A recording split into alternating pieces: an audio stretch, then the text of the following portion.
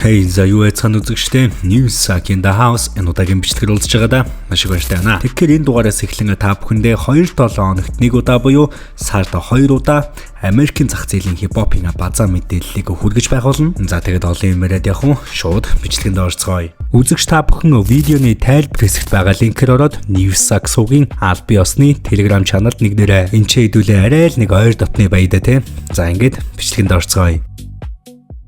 За эхний сэдв бол Kanye Westтэй холбогдож байгаа. За түүний хувьд бол сүүлийн 20 жилийн турш буюу 2024 оноос хойш бэлгийн хүчирхийллийн хэрэгээр шүүхэд байн дуудагдж байсан. За түүний хувийн туслах хасан Лаурен хэмээх эмэгтэй 2024 онд Kanye-г шүүхэд өгч ажлаас нь хууль бусаар халсан бэлгийн дарамт үзүүлсэн гэж буруутгасан байгаа. Харин дараа нь бүр шүүхийн нэхэмжлэлээ өшөө илүү үргэлжүүлэн бэлгийн хүчирхийлэл халдлага хүний намаа хууль бусаар намайг хорьсон зэрэг олон ноцтой зүйл ангиудыг бол нэмсэн. За Kanye West-ийн хувьд тухайн үед мэдээж энэ бүхний бүгднийг эсэргүүцсэн. Лауреныг худлаа мэдээлэл тараасан. Тэгээд мөнгө авах зорилготой байна гэж тухайн үед олон нийтэд цааш мэдээлэл хийж исэн байна. За энэ хэргийн хувьд бол бараг 2 жилийн турш шүүхтэр явсан. Тэгээд эцсийн дүндээ яг одоогийн байдлаараа хоёр талаас тохиролцоонд хүрсэн гэж мэдээлэл хийсэн байгаа. Хэрвээ хоёр талын хувьд яг эцсийн байдлаар гарын үсэг зураад тэгээд тохиролцоонд хүрэх юм бол за энэ хүчирхийллийн хэрэг нь бол шүүх хурал болохгүйгээр хаагдана. Хэрвээ тохиролцоонд хүрч чадахгүй бол энэ хэрэг нь шүүхээр шийдвэрлэх маш өндөр магадлалтай юм байна. За тэгээд ямар ч тач энэ 7 хоногт Kanye Westтэй холбоотой энэ хэрэг нь олонний анхаарлыг татлаа.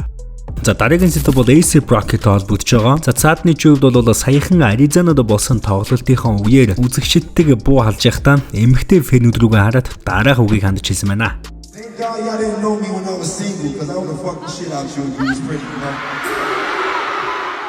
Энэ үгийг хэлсний дараа бол ордонд байсан хүмүүс инээлдээд тэгэл алга ташиж байсан ч бэлчлэх нь сошиал медиа ертөнцийн таарсны дараа цаадны хувьд нэлээд шүүмжлэлийг авсан. За сошиал дээр шүүмжилж байгаа хүмүүсийн комментний дээжээс гэх юм бол чи одоо хоёр хүүхдийн аав Rihanna-гийн нөхөр хүн байж ийм марих хэрэг байсан уу? За энийг бол хошигнол гэж болно. Гэхдээ юм хэмжээтэй байх хэрэгтэй гэх мэтчлэн ер нь бол Rihanna-гийн фэнүүдэд бол энэ үг нь маш их таалагдаагүй. За мэдээж угаасаа яаж таалагдах вэ? Тэгээд яаж ч утсан эхнэр нь биш байсан ч гэсэн маш тийм тэнэг үлдэл. За мэдээж нөгөө талд нь бол A$AP Rocky-г өмөрж байгаа хүмүүс байгаа. За энэ бол зүгээр тайзны хошигнол штэ тий ганц би байхтаа гэж хэлсэн байна. Та нар эдгээр үсийг сонсдгүй юм уу? За нэг иймэрхүү талын байр суурьаас A$AP Rocky-г өмөрж исэн хүмүүс айгүй их байсан. A$AP Rocky-гийн энэхүү бичлэг нь бол сошиал дээр дэлбэрч байхад Rihanna-гийн зүгээс бол мэдээж тий ямар нэгэн мэдээлэлч гэдэг юм уу ямар нэгэн сториг бол хийгээгүй. За тэгэд мэдээж дэлхийн одууд тэгээд харуудын үерхэл болсон хойноо мэдээж Азиудтай адилхан биш тий. Харин үзэгч таны байр суурь A$AP Rocky-гийн энэ хэлсэн үгэн дээр ямар хөө байна? Комент хэсэгт сэтгэлдээ үлдээгээрэй. За ингээд дараагийнхаа сэдвт орцгоё. MLB-д Newsack 111 нэрээр 200 урамшуулаарай. За дараагийн сэдв бол рэпер Takeoff-тэй холбогдож байгаа. Рэпер Takeoff-ыг нас барснаас хойш анх удаа түүний гэр бүл нь мөнгөний асуудлаас болоод шүүхтэлцэж эхэлсэн байна. За 2022 оны 11 сард цаадны хувьд Houston хотод буудуулж амнасаа алдсан. За түүний үхлийн дараа ээж нь буруутай талуудыг нь шүүхэд өгөөд хууль бусаар амнасыг нь хохироосон гэх үндслэлээр нөхөн төлбөр шаардж исэн тухай үедээ 4 жилийн турш үргэлжилсэн уг хэрэг саяхан тохиролцоонд хүрч шийдэгдэж тэгээд тодорхой хэмжээний нөхөн төлбөр олохоор болсон байгаа Takeoff-ийн талд. Гэхдээ яг хэдэн долларын тохиролцоо хийгээд энэ хоёр хоорондоо тохиролцож байна. За үүнийг нь хараахан олон нийтэд зарлаагүй байгаа. За хамгийн сонирхолтой нь штэ харин одоо тэр мөнгийг хэн авах вэ гэдэг дээр ээж аав хоёр нь хоорондоо шүүхтэлж байгаа. What the fuck? За Takeoff-ийн ээж Tatiana хэмээх эмэгтэй шүүхэд гаргасан баримтанда би хүүгээ төрсөн цагаас нь ганцаараа өсгсөн. Санхүүгийн бараг бүх ачааг нь өөрөө үүрсэн. Хүү маань алдартай болсныхаа дараа хүртэл миний машин, байр, хувцас, хоол хүнс, ахуй хэрэглээний бүх зардлыг даадаг байсан. За мөн тэрээр Takeoff-ийн аав Kenneth Ball хэмээх залууг хүүгийнхээ амьдралд бараг оролцоогүй, санхүүгийн сэтгэл санааны ч дэмжлэг үзүүлдэггүй байсан гэж тухайн үргэлжлэлээр бичсэн байсан. За тиймээс нөхөн төлбөр бол аав нь ямар ч авах шаардлагагүй, ямар ч үндэслэлгүй гэдгийг нь дурдсан бичсэн байна л да. За мэдээж нөгөө талд бол Kenneth Ball хэмээх Takeoff-ийн аав бол мөнгө авахын тулд би түүний төрсэн эцэг нь учраас хууль ёсны дагуу нөхөн төлбөрийн тал хувийг нь авах хэрэгтэй За мэдээж одоо нэг иймэрхүү байдлаар эсэргүүцэл үзүүлж байгаа. Аав нь одоо хар багаас нь л Take Off-ийн хувийн амьдралд оролцдоггүй, сэтгэл санаа санхүүгийн байдлаар ч ямар ч дэмжлэг үзүүлдэггүй байсан байж. Ер нь бол барыг шууд утгаараа хаяад явцсан байж одоо ямар эрхтэй гэж мөнгө авах гэдэг юм те. Мөнгө бол анууд цагаан гэж үний юм аа. За одоогоор хоёр тал зөвхөн мөнгийг хэрхэн хуваах вэ дээр биш. Аль мужийн шүүхтэр энэ асуудлыг шийдэх вэ гэдэг дээр хүртэл одоо санал зөрөлдсөөр байгаа. За ээжийнх нь хувьд бол Жоржиа мужид, аавынх нь хувьд бол Техас мужид шийдвэрлэхийг хүсэж байгаа бөгөөд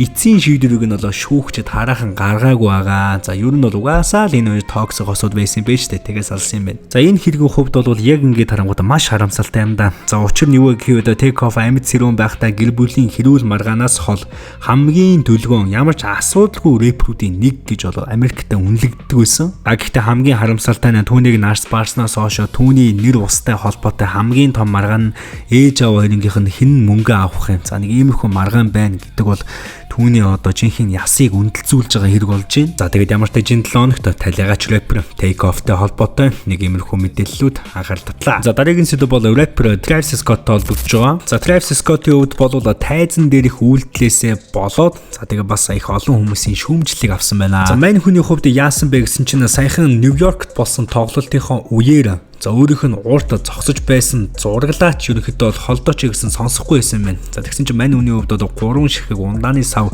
өөрлөө нь одоо тий нуруулан чулууцсан байна л да. За хэдүүлээ одоо шууд бичлэгийг үзчихье.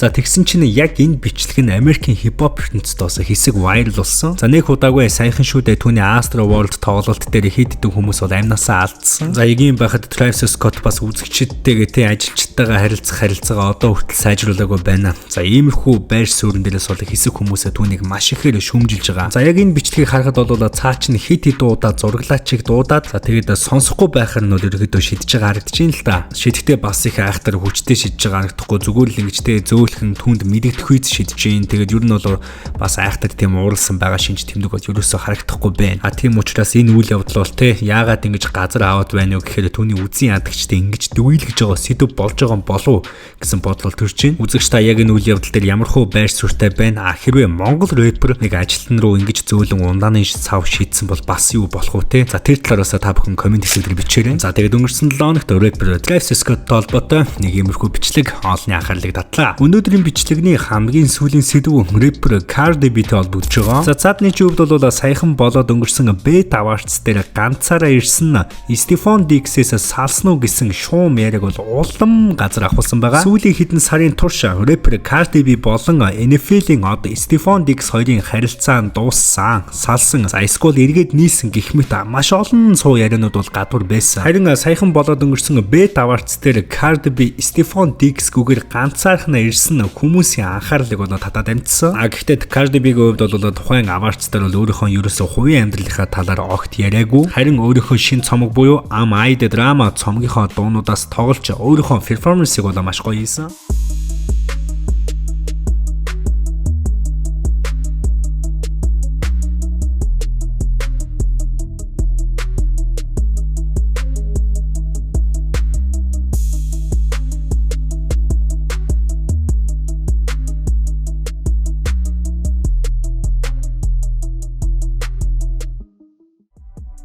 MLB-д Newsack нэрээр 200 хурамшууллаа орой. За Cardi B-ийн хувьд бол тухайн оройдоо Best Female Hip Hop Artist шагналаа хүртэж үг хэлэхдээ зөвхөн бурханд болон хүүхдүүдэд талархал илэрхийлсэн байгаа. За яг үүн дээр бол фэнүүдийн анхаарлыг татсан зүйл нь Stefon Diggs-ийн нэрийг бол огт дурддаггүй. За мэдээж л фэнүүд болсон хойно яг энэ үйл явдал дээр нь хоёр хуваагдсан. Сошиал дээр нэг хэсэг нь болохоор те Cardi B ганцаар ярьсан бас үгээ хэлэхдээ Diggs-ийн тухай ганц ч үг хэлсэнгүй. Энэ хоёрын харилцаа дууссан юм шүү, салсан юм байна гэдэг байр суурьтай байсан бол харин нөгөө хэсэг нь зүгээр л шагнал гардуулах ёслол дээр хамтдаа ирээгүй болохоор салсан гэдэг дүгнэлт бол хийж болохгүй.